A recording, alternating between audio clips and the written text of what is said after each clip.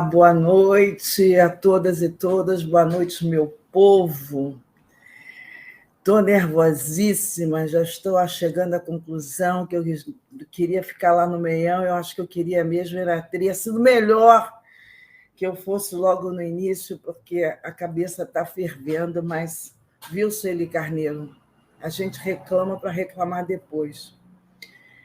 Eu quero muito saudar os meus amigos e amigas que falaram antes de mim e agradecer demais o Hélio Santos por esse convite, por essa provocação, a Coalizão Negra por Direitos, do qual eu faço parte, como representante do Ilê Moleoxum, e desde já quero saudar com axé aos meus mais velhos e às minhas mais novas, é super importante isso também. Eu acho que a nossa tarefa é uma tarefa imensa, né? Provocar a sociedade brasileira sobre a qualidade da democracia que nós temos e provocar mais mudanças do que as mudanças que nós, os ativistas, o movimento negro, o movimento de mulheres negras conseguiu provocar nesse país até esse momento. Eu vou concordar demais com Nilma, com o fato, com a provocação que ela faz sobre a democracia racial brasileira. Realmente, o apego que se tem a ela é uma coisa extraordinária e ela tem consequências políticas, né, sobre nós, população negra, na relação no que a gente deposita nos processos eleitorais muito forte, e ela atua contra nós. Mas, de qualquer maneira, eu acho que o movimento negro, o movimento de mulheres negras, fez uma tarefa incrível, que foi colocar a democracia racial como mito. E eu acho que, no momento que nós estamos hoje, é justamente a segunda fase ou a segunda onda de contestar a democracia racial. E eu tenho a expectativa, a esperança, e a gente não tem esperança, expectativa com braços cruzados, de que nós vamos mudar esse assunto, esse século. Eu estou muito convencida que o que temos hoje como representação política na sociedade brasileira não representa os nossos interesses, não representa as nossas necessidades, não representa os interesses e necessidades da população negra, né?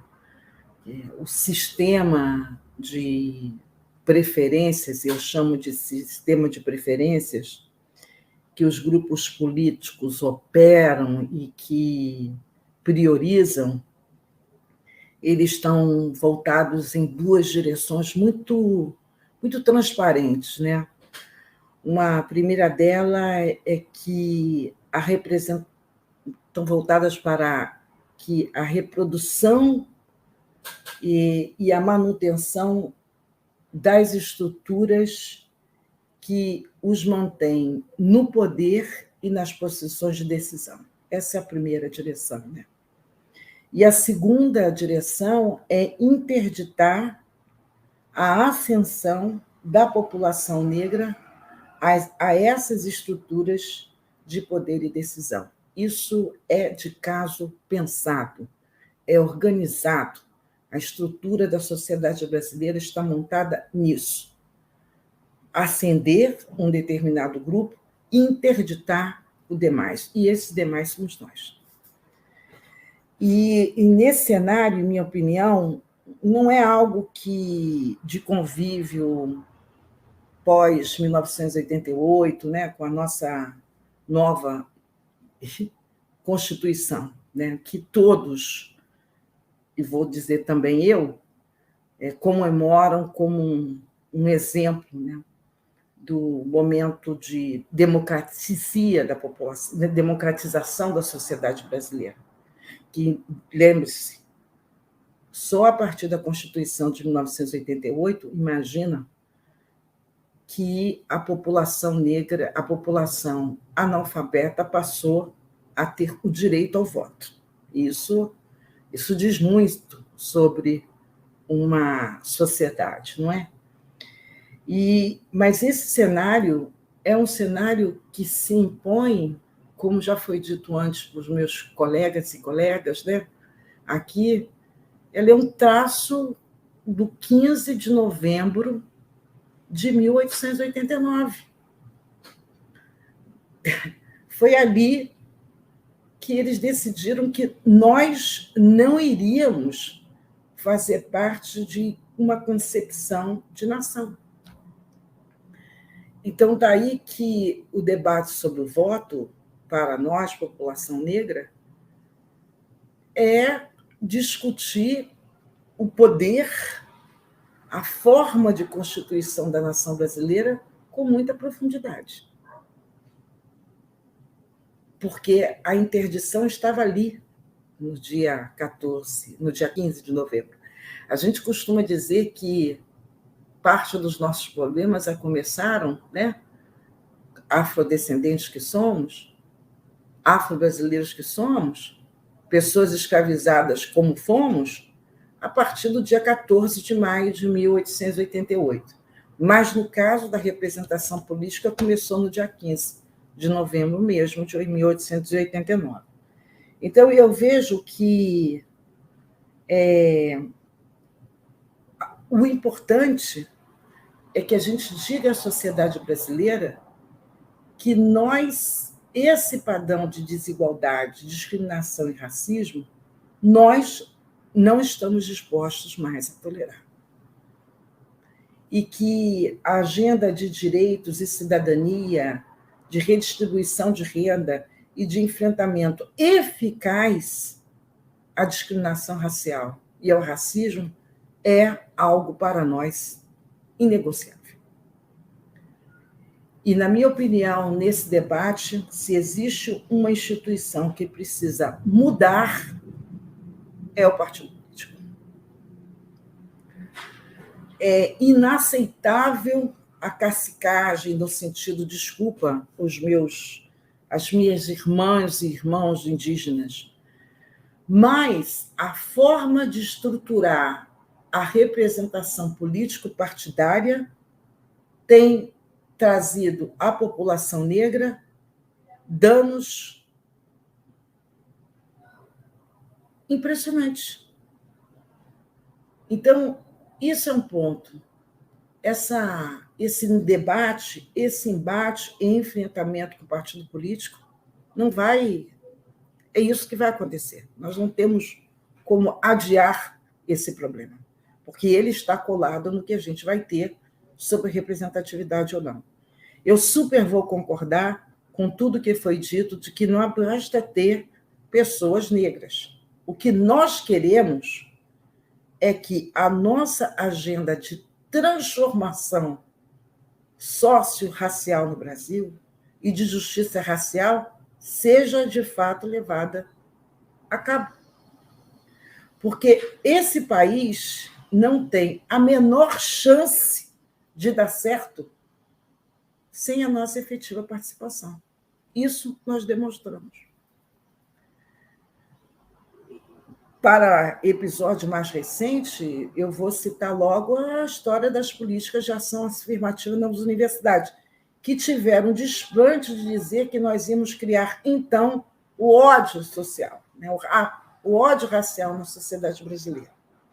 Parece que é um país que tem não sei quantos indicados ao Prêmio Nobel, que todas as universidades públicas são de excelência e tudo mais, mas nós não podíamos entrar. Bom, nós entramos e o Kleber acabou de dizer quais são os resultados. Mas isso é muito importante. Estou convencida que nós temos um projeto para o país. Nós discutimos trabalho, como Mário Teodoro falou, trabalho, educação, direitos humanos, organização política, como somos, porque até isso queriam interditar. Nós temos um projeto de nação. Os outros têm um projeto de pilhagem, o que faz muita diferença. Né? E por que nós temos um projeto de nação? Porque nós não temos nenhum outro lugar para ir. É impressionante. Eu acho que é impressionante. Então, a gente vai ter que resolver isso aqui, ó, nesses 8 milhões de quilômetros quadrados.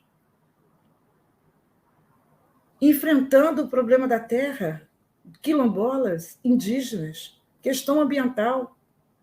Pasmem, apenas 19% da população ocupada tem ensino superior. Apenas 41% da população ocupada no país não tem o segundo grau concluído. Então, o que a gente está dizendo para a nação, e o voto é fundamental, é que não deu certo. E a gente está aqui num debate para dar certo. Não funcionou. Então, assim, meus amigos e minhas amigas, é assim, por que eu voto? Porque, como o Douglas disse, né, nós queremos democracia. Mas com racismo não há democracia. Então, o papo e a conversa é essa. É um papo de política. As forças políticas no Brasil precisam compreender com profundidade que nós não vamos recuar e que os episódios constantes de discriminação racial, e, em especial, o genocídio da população jovem e negra desse país, não nos fará recuar. Ao contrário. Muito ao contrário. Então, claro que tinham coisas anotadas para escrever, e que eu escrevi para falar, mas, olha, eu acho que para esse nosso primeiro encontro, sério, não tenho muito mais coisa a dizer, não. Ou uma. Se não for conosco, não será com ninguém. Porque isso aqui é uma experiência do atraso. Muito obrigada.